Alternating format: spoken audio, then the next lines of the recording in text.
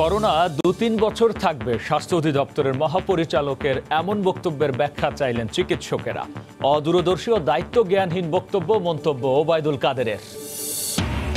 দেশে করোনায় একদিনে আরো ৪৫ জনের মৃত্যু, নতুন শনাক্ত ৩,২০০। পরীক্ষামূলক ওষুধ প্রেসক্রিপশন ছাড়াই বিক্রি হচ্ছে দেদারসে, বাড়ছে ঝুঁকি। চট্টগ্রামে লকডাউন মানছে না কেউ, নেই প্রশাসনের নজরদারিও। ঝুঁকি বাড়ায় ঢাকা থেকে চট্টগ্রাম ও নোয়াখালীর ২টি ট্রেন বন্ধ। করোনায় বন্ধ নারায়ণগঞ্জে ডিএনডি প্রকল্পে পানি নিষ্কাশনের কাজ। দুর্ভোগের জন্য ক্ষমা চাইলেন এমপি শামীম ওসমান। নিরসনে আজই সেনাবাহিনীর কাজ শুরু। এবং ভারী বর্ষণে কক্সবাজারে পাহাড় ধসের আশঙ্কা, মাথা গোজার ঠাঁই না থাকায় ঝুঁকি নিয়ে থাকছেন অনেকেই। উত্তরাঞ্চলে বেড়েছে নদ নদীর পানি।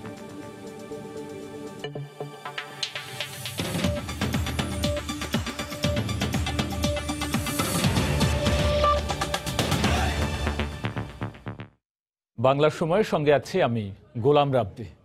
করোনার আয়ুষ্কাল নিয়ে স্বাস্থ্য অধিদপ্তরের মহাপরিচালকের বক্তব্য সাধারণ মানুষ সহ চিকিৎসকদের বিভ্রান্ত করবে বলে মত চিকিৎসক নেতাদের। তারা এ ধরনের বক্তব্যের ব্যাখ্যা দাবি করেছেন। এদিকে মহাপরিচালকের বক্তব্যকে অদূরদর্শী ও দায়িত্ব জ্ঞানহীন বলে মন্তব্য করেছেন আওয়ামী লীগ সাধারণ সম্পাদক ওবায়দুল কাদের। বিশেষজ্ঞরা বলছেন, বিতর্কে না গিয়ে লকডাউন বাস্তবায়নে সবচেয়ে গুরুত্ব দেওয়া উচিত। অভিজ্ঞতা অনুযায়ী করোনা পরিস্থিতি ১, ২ বা ৩ মাসে শেষ হচ্ছে না। এটি ২ থেকে ৩ বছর বা তার চেয়েও বেশি দিন স্থায়ী হবে। বৈশ্বিক মহামারী করোনা নিয়ে এমন মন্তব্যের পর সামাজিক যোগাযোগ মাধ্যম সহ সর্বত্র আলোচনার কেন্দ্রবিন্দু করোনার আয়ুষ্কাল। অনেকে অনেক ধরনের মন্তব্য করলেও চিকিৎসকদের দাবি পূর্ণাঙ্গ ব্যাখ্যার। তারা বলছেন, পরিপূর্ণ বৈজ্ঞানিক ব্যাখ্যা ছাড়া এমন মন্তব্য শুধু সাধারণ মানুষই নয়, বিভ্রান্ত করবে চিকিৎসক সমাজকেও। বাংলাদেশের স্বাস্থ্য ব্যবস্থা একজন শীর্ষ কর্মকর্তা হিসাবে উনি যে বক্তব্য দিলেন, এটা আসলে কাঙ্ক্ষিত বক্তব্য নয়। এদিকে সরকারের নীতি নির্ধারণী মহলেও বিষয়টি নিয়ে তৈরি হয়েছে আলোচনা সমালোচনা। আওয়ামী লীগের সাধারণ সম্পাদক ওবায়দুল কাদের বলেছেন, স্বাস্থ্য বিভাগের কোনো কর্মকর্তার অদূরদর্শী ও দায়িত্বজ্ঞানহীন বক্তব্য জনমনে তৈরি করেছে হতাশা।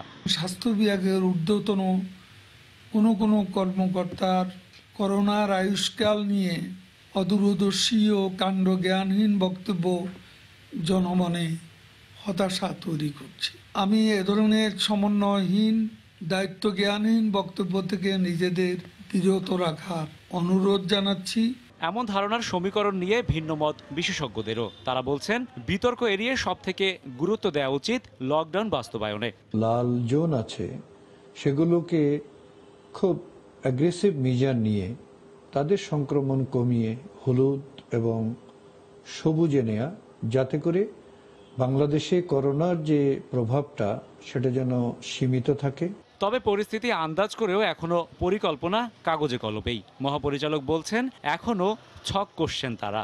আমরা বর্তমানে যেভাবে চলছি, এইভাবে তো ১ বছর, ২ বছর, ৩ বছর চালা যাবে না। কাজেই হলো কিভাবে এই কোভিড পরিস্থিতির সাথে আমরা বেঁচে থাকতে পারি, কেমন করে কোভিড, নন কোভিড রোগী সবাই হলো সেবা পায়। এই যন্ত্রপাতিগুলো যেন সরকারি বেসরকারি সব হাসপাতালে অ্যাভেলেবল থাকে। করোনা প্রাদুর্ভাবের এ পর্যায়ে এসে আক্রান্ত রোগীর সংখ্যা ছাপিয়েছে ১ লাখেরও বেশি। রাশেদ বাপ্পি, সময় সংবাদ, ঢাকা। হালনাগাদ করা সবশেষ ২৪ ঘন্টায় নমুনা সংগ্রহ ও পরীক্ষা দুটোই ১,০০০ করে কমেছে। আর এতে এ সময়ে নতুন কোভিড-১৯ রোগী শনাক্ত হয়েছে কম, তবে আগের দিনের তুলনায় করোনা জয়ের সংখ্যা বেড়েছে উল্লেখযোগ্য হারে। একই সময়ে নতুন ৪৫ জনকে নিয়ে দেশে কোভিডে মৃতের সংখ্যা দাঁড়িয়েছে ১,৩৮৮ জনে। স্বাস্থ্য অধিদপ্তরের নিয়মিত স্বাস্থ্য বুলেটিন বিশ্লেষণ করে এমন চিত্র পাওয়া গেছে। আগের দিনের তুলনায় ৮০০-র বেশি লোক করোনা জয় করেছে, যা শতাংশের হিসেবে প্রায় ২৯% বেশি। ২৪ ঘন্টায় যোগ হওয়া ২,৭৮১ জনকে নিয়ে দেশে এ রোগে সুস্থ লোকের সংখ্যা দাঁড়িয়েছে প্রায় ৪৩,০০০-এ। তাতে শনাক্তের বিচারে সুস্থতার হার কিছুটা বেড়ে হয়েছে প্রায় ৪১%। আগের দিনের চেয়ে ৭ জন বেশি মারা যাওয়ায় ২৪ ঘন্টায় মৃত্যুর হার বেড়েছে ১৫%-এর বেশি। নতুন ৪৫ জনকে নিয়ে দেশে কোভিডে মৃতের সংখ্যা দাঁড়িয়েছে ১,৩৮৮ জনে। এতে শনাক্তের বিবেচনায় মৃত্যুর হার কিছুটা বেড়ে হয়েছে ১.৩২। যারা মৃত্যুবরণ করেছেন তাদের মধ্যে পুরুষ ৩২ জন, নারী ১৩ জন। বয়স বিভাজনে 11 থেকে 20 বছরের একজন, 21 থেকে 30 3জন, 31 থেকে 40 বছর 4 জন, 41 থেকে 50 10 জন, 51 থেকে 60 বছর 9 জন, 61 থেকে 70 11 জন, 71 থেকে 80 বছরের 4 জন এবং 81 থেকে 90 বছরের 3 জন। সবশেষ 24 ঘন্টায় নমুনা সংগ্রহ ও পরীক্ষা হাজারের বেশি কমেছে। 108 কমে এ সময়ে নতুন শনাক্ত হয়েছে 3243 জন কোভিড রোগী। তাতে প্রায় 2% কমে শনাক্তের হার হয়েছে 21.56। মাস্ক পরি, বারবার সাবান পানি দিয়ে 20 সেকেন্ড ধরে হাত ধুই এবং সামাজিক দূরত্ব বজায় রাখি। সবশেষ 24 ঘন্টায় বাসায় মারা গেছেন 14 জন। ধন্যবাদ। আসসালামু আলাইকুম। ওমর ফারুক, সময় সংবাদ, ঢাকা। কোনো নিয়ম নীতির তোয়াক্কা না করেই চলছে চট্টগ্রামের উত্তর কাঠ্টলী এলাকার লকডাউন। অবাধে চলাচল করছেন বাসিন্দারা। একই সঙ্গে প্রবেশ পথগুলোতেও প্রশাসনের কোনো নজরদারিও চোখে পড়েনি। তবে কঠোর হওয়ার কথা জানিয়েছে পুলিশ প্রশাসন। পার্থপ্রতিম বিশ্বাসের রিপোর্ট। উত্তর কাট্টলী এলাকাকে রেড জোন ঘোষণা করে তৃতীয় দিনের মতো লকডাউন চলছে, কিন্তু বাস্তবে কোনোভাবেই বোঝার উপায় নেই। নিয়মনীতির তোয়াক্কা না করে অবাধে বিচরণ করছে মানুষ। লকডাউন চলাকালীন অবস্থায় সিটি কর্পোরেশনের পক্ষ থেকে খাদ্য সহায়তা দেওয়ার কথা থাকলেও তা পায়নি বলে অভিযোগ এলাকার মানুষের। কাজে যেতে না পারা ও নিত্য প্রয়োজনীয় পণ্য সামগ্রীর দোকান বন্ধ থাকায় ক্ষুব্ধ তারা। আমার মতো অনেক ড্রাইভার আছে, তার ফ্যামিলি আছে, তার সংসারে 2-4টা বাচ্চা আছে, সে কিভাবে চলতেছে এই ব্যাপারটা কেউ একবার হচ্ছে। কর্মস্থল করতে হবে, নইলে আমাদেরকে বাসা ভাড়া দিতে হবে, ঘর ভাড়া, তারপর খানা খরচা, এগুলো কে দিবে? শুধুমাত্র দোকানপাটগুলো বন্ধ আর ওই গাড়িওয়ালা বন্ধ, ব্যান গাড়ি বন্ধ, মানে শুধু গাড়ি ঢুকতেছে না, সবই হচ্ছে এখানে। উত্তর কাট্টলী এলাকার 20টি প্রবেশ পথের মধ্যে বাস দিয়ে 14টি পথ বন্ধ করা হয়, কিন্তু একটি তো প্রশাসনের কোনো নজরদারি চোখে পড়েনি। এলাকার ভেতরেও অবাধ চলাফেরা সবার, তবে মানুষকে ঘরে রাখতে কঠোর হওয়ার আশ্বাস দিয়েছে পুলিশ। দোকানপাটগুলো বন্ধ আছে, আর যেসব জায়গায় কিছু লোক হাঁটাচলা অহেতুক হাঁটাচলা করতেছে ওগুলো বন্ধ করার জন্য আমরা সর্বোচ্চ চেষ্টা করতেছি। আমাদের মোবাইল ট্রেনগুলো চলমান আছে, বুঝে শুনে বা বল প্রয়োগ করে পাঠিয়ে দেওয়া হবে। এলাকার মানুষজন লকডাউনের নিয়ম মানছে না উল্লেখ করে ওয়ার্ড কাউন্সিলর বলেন সবাইকে খাদ্য সহায়তা দেওয়া হবে। কিছু শ্রেণীর মানুষ আছে যারা এই চিন্তা করছে যে শুধু আমাদের এলাকা কেন লকডাউন হবে, অন্য এলাকাগুলা খোলা, এইটা তারা মেনে নিতে পারছে না। আমাদের প্রশাসনের ভাইদের আরেকটু তদারকিটা আরেকটু গতিশীল করতে হবে। চট্টগ্রাম সিটি কর্পোরেশনের 41টি ওয়ার্ডের মধ্যে 10টিকে রেড জোন হিসেবে চিহ্নিত করা হয়েছে। এর মধ্যে উত্তর কাট্টলী ওয়ার্ডই প্রথম লকডাউন কার্যকর করা হয়েছে। পার্থপ্রতিম বিশ্বাস, সময় সংবাদ, চট্টগ্রাম। করোনা পরিস্থিতির খবর জানাতে এই মুহূর্তে গাজীপুরের শ্রীপুরে আছেন রিপোর্টার রাজীবুল হাসান। সরাসরি যুক্ত হচ্ছে তার সঙ্গে। রাজীব। রাবি, সংক্রমণের প্রথম পর্যায়ে থেকে কিন্তু ঢাকার বাইরে গাজীপুর এবং নারায়ণগঞ্জকে অধিক ঝুঁকিপূর্ণ বিবেচনায় নানান ধরনের উদ্যোগ নিয়েছে সরকার।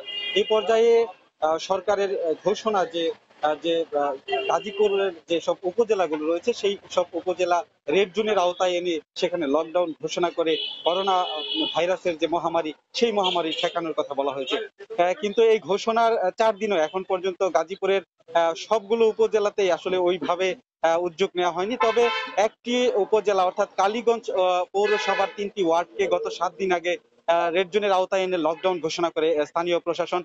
সেখানে আসলে 7 দিন যাবত লকডাউন চলছে।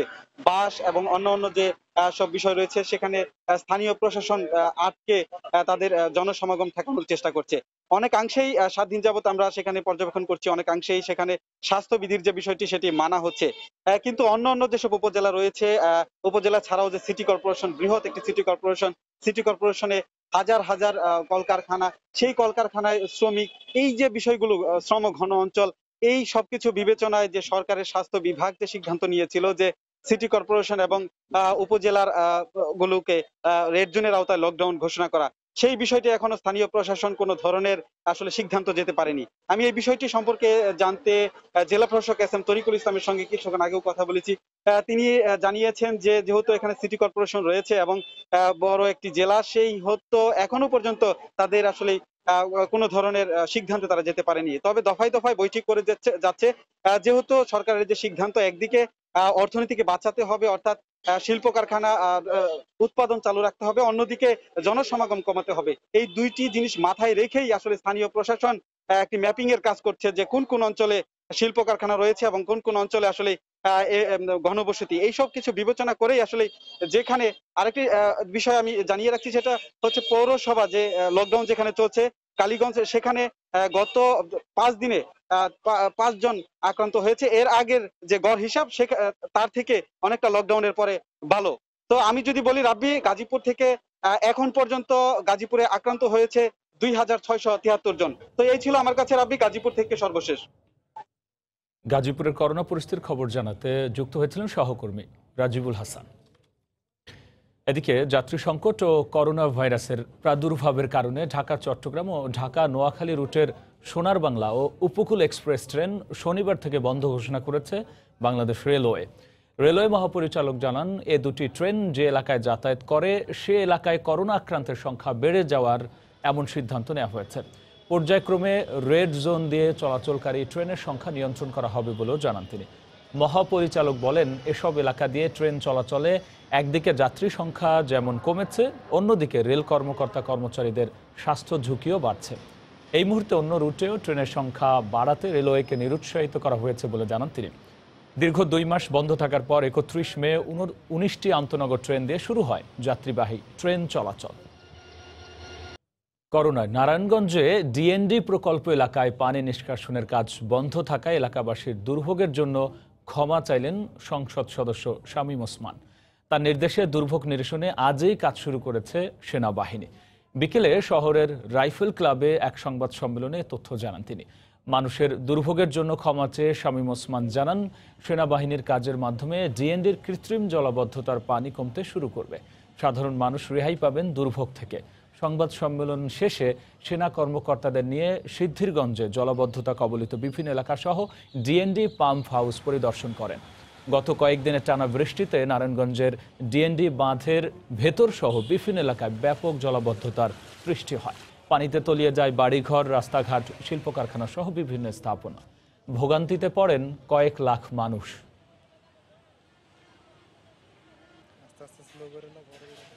সেনাবাহিনী পানি সম্পদ মন্ত্রণালয়ের নির্দেশে আজকে ওনারা গতকাল রাতের থেকে অক্লান্ত পরিশ্রম করছেন এবং ওনারা আমাকে যে টাইম দিয়েছেন আজকে 4:30টার সময় ওনারা ইনশাল্লাহ ওনারা এই মেশিন দুটো চালু করার চেষ্টা করবেন এবং ওনারা আশা করছেন যে ওনারা এতে সাকসেসফুল হবেন। আমার মনে হয় সেনাবাহিনী যেভাবে হাতির ঝিলটাকে পরিপূর্ণ করেছেন এইভাবে এটা পরিপূর্ণ হবে ভবিষ্যতে আল্লাহর রহমতে। ইনশাল্লাহ আমাদেরকে এটা নিয়ে আর আলোচনায় বসতে হবে না। টানা ভারী বর্ষণে কক্সবাজারে দেখা দিয়েছে পাহাড় ধসের আশঙ্কা। ঝুঁকি নিয়ে পাহাড়ে বসবাসকারীরা বলছেন, কোথাও মাথা গোঁজার ঠাঁই না থাকায় পাহাড়ই তাদের আশ্রয়স্থল। তবে ঝুঁকিতে থাকা বসবাসকারীদের আশ্রয় কেন্দ্রে আনতে সব ধরনের ব্যবস্থা নেওয়া হচ্ছে বলে জানিয়েছে ফায়ার সার্ভিস ও জেলা প্রশাসন। সুজাউদ্দিন রুবেলের রিপোর্ট। বর্ষা মৌসুমে টানা ভারী বৃষ্টিপাত, সাগর উত্তাল, 3 নম্বর সতর্কতা সংকেত জারি। গত কয়েকদিন ধরে কক্সবাজারে চলছে এই অবস্থা। সর্বোচ্চ 307 মিলিমিটার বৃষ্টিপাতও রেকর্ড করা হয়েছে। তাই পাহাড় ধসের আশঙ্কা করছে আবহাওয়া অফিস। টানা কিছুদিন যদি বৃষ্টিপাত হয় তাহলে পাহাড়গুলো কিছুটা আগলা হয়ে পড়ে। আর লাস্ট 2 দিন যে ভারী বৃষ্টিপাত হচ্ছে, এটির কারণে আমাদের পাহাড় ধসের সমূহ সম্ভাবনা আছে। জেলায় ঝুঁকিপূর্ণ পাহাড় রয়েছে 62টি, যেখানে বসবাস করছে লক্ষাধিকের বেশি মানুষ। তারা বলছে, স্থায়ী কোনো বাসস্থান না থাকায় অভাব অনটনের কারণে জীবনের ঝুঁকি নিয়ে পাহাড়েই বসবাস। গরিব লোক আমাদের কোনো চেষ্টা কোনো জায়গা সম্মুখীন নাই, আমরা পাহাড়ে থাকি। এখানে স্থানীয় হয়ে গেছে, কিন্তু বৃষ্টি আসলে চলে যায় আর কি। ঝুঁকির জন্য আমরা চলে যাচ্ছি বেশি বৃষ্টি হলে। বর্ষা মৌসুমে পাহাড় ধসের আশঙ্কার কারণে ঝুঁকিপূর্ণ এলাকাগুলো শনাক্ত করে বসবাসকারীদের সচেতন করছে ফায়ার সার্ভিস। বৃষ্টি হলে সঙ্গে সঙ্গে আমরা অ্যাওয়ারনেস করার জন্য, মাইকিং করার জন্য ফায়ার সার্ভিসের টিম সকাল বিকেল নেমে যায়। স্কুল বা কলেজ বা মাদ্রাসায় আমাদের জেলা প্রশাসকের নির্দেশ মোতাবেক ওইখানে তাদেরকে হস্তান্তর করি। জেলা প্রশাসনের কর্মকর্তা জানালেন, ঝুঁকিপূর্ণ পাহাড়ে বসবাসকারীদের সরিয়ে নিতে ব্যবস্থা নেওয়া হচ্ছে। যারা এখান থেকে উঠতে চায় না তাদেরকে এখান থেকে সরানোর ব্যাপারে আমরা তাদেরকে সর্বোচ্চ অগ্রাধিকার দিয়ে তাদেরকে বুঝিয়ে আমরা সরিয়ে নিচ্ছি। কক্সবাজার শহর সহ 60টি উপজেলাতে গত 10 বছরে পাহাড় ধসে মৃত্যু হয়েছে 2 শতাধিক মানুষের। সুজাউদ্দিন রুবেল, সময় সংবাদ, কক্সবাজার। এদিকে টানা বৃষ্টি আর উজান থেকে নেমে আসা পাহাড়ি ঢলে দেশের উত্তরাঞ্চলের নদ নদীর পানি বাড়তে শুরু করেছে। একই সঙ্গে কোথাও কোথাও নদী ভাঙনও দেখা দিয়েছে। এই অবস্থায় চলতি মাসের শেষে আগাম বন্যার আশঙ্কা করছে স্থানীয় পানি উন্নয়ন বোর্ড। রিপোর্টার ও প্রতিনিধিদের পাঠানো তথ্য, ছবি নিয়ে রিপোর্ট। গত কয়েকদিন ধরেই পানি বাড়ছে ব্রহ্মপুত্র সহ কুড়িগ্রামের বিভিন্ন নদ নদীতে। ব্রহ্মপুত্র নদের চিলমারি পয়েন্ট ও নুনখাওয়া পয়েন্টে পানি বেড়েছে। এরই মধ্যে চরাঞ্চলের বেশ কিছু গ্রামে পানি উঠতে শুরু করেছে। চলতি মাসের শেষ দিকে বন্যার আশঙ্কার কথা জানিয়েছে স্থানীয় পানি উন্নয়ন বোর্ড। ইতিমধ্যে আমরা বন্যার সংকটের তথ্য দিয়ে আমরা জনগণ সহ প্রশাসনকে সবাইকে অবহিত করতেছি এবং আমাদের যে অবকাঠামো বা বিভিন্ন বন্যা নিয়ন্ত্রণ বাঁধ সহ বিভিন্ন অবকাঠামো আছে এগুলোতে আমরা নজরদারি দেখতেছি এবং যে কোনো প্রয়োজনে তৎক্ষণাৎ আমরা ব্যবস্থা গ্রহণ করি। টানা কয়েকদিনের বৃষ্টিতে গাইবান্ধায় প্রায় সব নদ নদীর পানি বেড়েছে। এতে আতঙ্কে রয়েছেন বন্যা কবলিত এই এলাকার মানুষ। আমাদের এখানে ভাঙ্গা ধরছে, এখনই ভাঙ্গা ধরছে, এই সাইডে ভাঙ্গা ধরছে। আমাদের এখন কি করব, কি সমাচার এটা কোনো পাইতেছি না। টেনশনতে মনে করেন যে রাতে ঘুম ধরে না। সিরাজগঞ্জে নদী ভাঙনের আতঙ্ক কাটিয়ে উঠতে না উঠতেই বন্যার আশঙ্কায় দিশেহারা যমুনার তীরবর্তী মানুষ। আগামী কয়েকদিন যমুনার পানি বৃদ্ধি অব্যাহত থাকবে বলে জানিয়েছে পানি উন্নয়ন বোর্ড। মনিরুজ্জামান প্রান্ত, সময় সংবাদ। করোনা ভাইরাস আক্রান্ত হওয়ার পর আইসোলেশন ভঙ্গ করে আসামিকে নিয়ে অস্ত্র উদ্ধারে বাইরে যাওয়ার অভিযোগে নোয়াখালীর সোনাইমুড়ি থানার ওসিকে প্রত্যাহার করা হয়েছে। গতকাল রাতে ওসি আব্দুস সামাদকে প্রত্যাহার করা হয় বলে নিশ্চিত করেছেন পুলিশ সুপার আলমগীর হোসেন। করোনার উপসর্গ থাকায় গত 9 জুন সোনাইমুড়ি বজ্রা হাসপাতালে নমুনা পরীক্ষা করেন ওসি আব্দুস সামাদ। পরে 15 জুন তার রিপোর্ট পজিটিভ আসার পর থানার কোয়ার্টারে আইসোলেশনে ছিলেন তিনি। তবে গত বুধবার আইসোলেশন ভঙ্গ করে হত্যা মামলার আসামি মীর হোসেন মীরাকে নিয়ে অস্ত্র উদ্ধারে যান তিনি। সোনাইমুড়ির অফিসে উনি করোনা পজিটিভ, এই কারণে ওনার ট্রিটমেন্ট নিচ্ছে এই করোনা ইয়াতে। আর ওনার তো 2 বছর পূর্ণ হয়েছে, এই কারণে ওখানে একজন ওসি দেওয়া দরকার। ওনার এখানে গতকাল পরিবর্তন হয়েছে, নতুন ওসি জয়েন করে। খুলনায় চিকিৎসক আব্দুর রকিব খান হত্যা মামলায় আরও 2 আসামিকে 2 দিনের রিমান্ডে দিয়েছেন আদালত। এছাড়াও একই আদালতে প্রধান অভিযুক্ত জমির আলী শেখ স্বীকারোক্তিমূলক জবানবন্দি দিয়েছেন। দুপুরে খুলনা মেট্রোপলিটন ম্যাজিস্ট্রেট ডক্টর আতিকুস সামাদের আদালতে এ জবানবন্দি দেন তিনি। এর আগে চিকিৎসক আব্দুর রকিব হত্যা মামলার আসামি আবু আলী ও গোলাম মুস্তফাকে হাজির করা হয়। এ সময় মামলার তদন্তকারী কর্মকর্তা 7 দিন করে রিমান্ড আবেদন করেন। শুনানি শেষে তাদের 2 দিন করে রিমান্ড মঞ্জুর করেন বিচারক।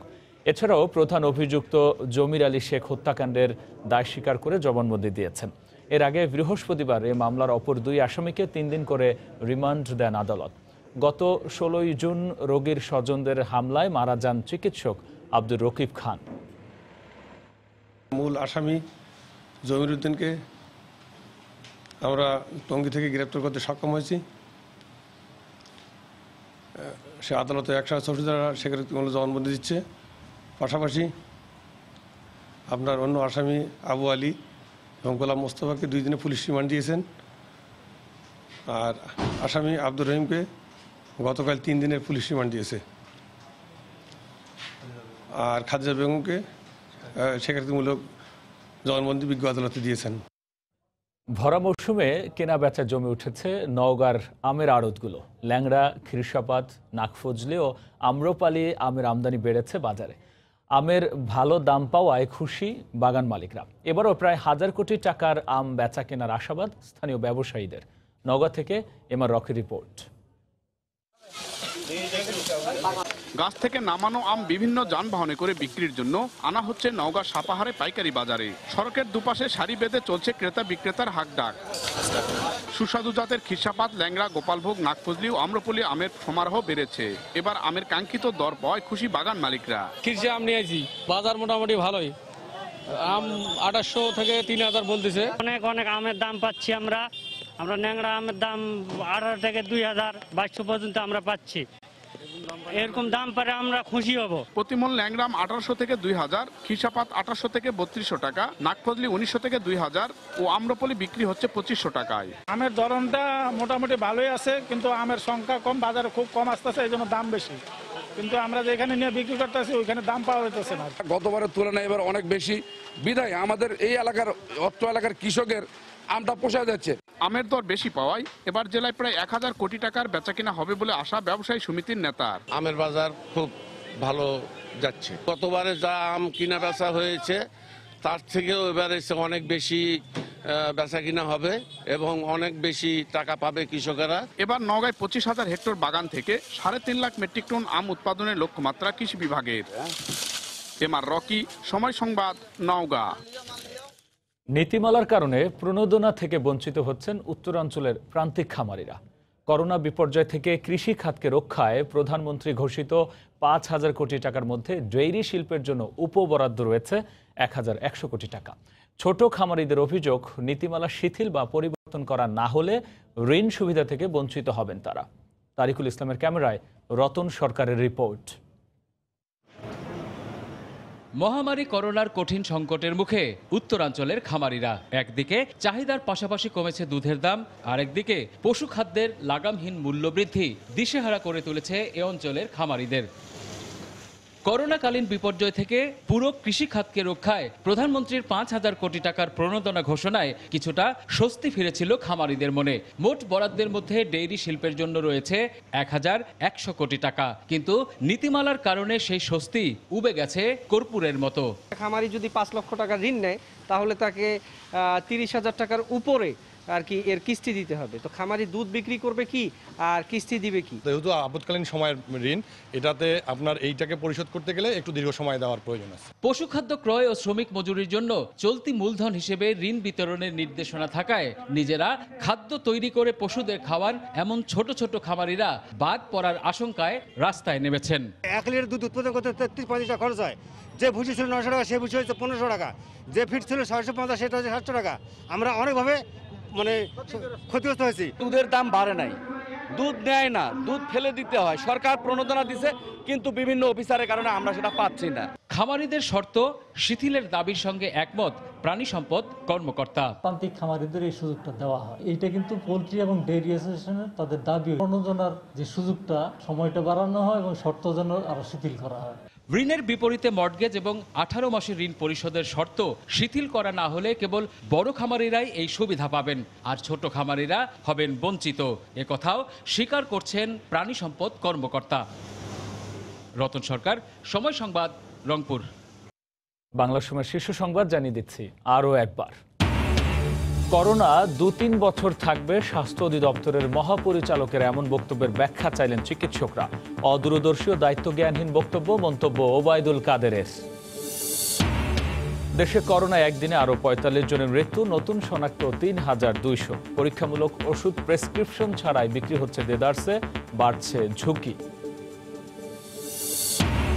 চট্টগ্রামে লকডাউন মানছে না কেউ, নেই প্রশাসনের নজরদারিও। ঝুঁকি বাড়ায় ঢাকা থেকে চট্টগ্রাম ও নোয়াখালীর 2টি ট্রেন বন্ধ। করোনায় বন্ধ নারায়ণগঞ্জে ডিএনডি প্রকল্পে পানি নিষ্কাশনের কাজ। দুর্ভোগের জন্য ক্ষমা চাইলেন এমপি শামীম ওসমান। নিরসনে আজই সেনাবাহিনীর কাজ শুরু। এবং ভারী বর্ষণে কক্সবাজারে পাহাড় ধসের আশঙ্কা, মাথা গোজার ঠাঁই না থাকায় ঝুঁকি নিয়ে থাকছেন অনেকেই। উত্তরাঞ্চলে বেড়েছে নদ নদীর পানি।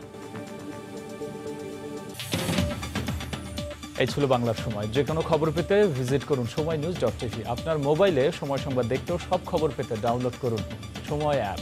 সঙ্গে থাকুন সময়।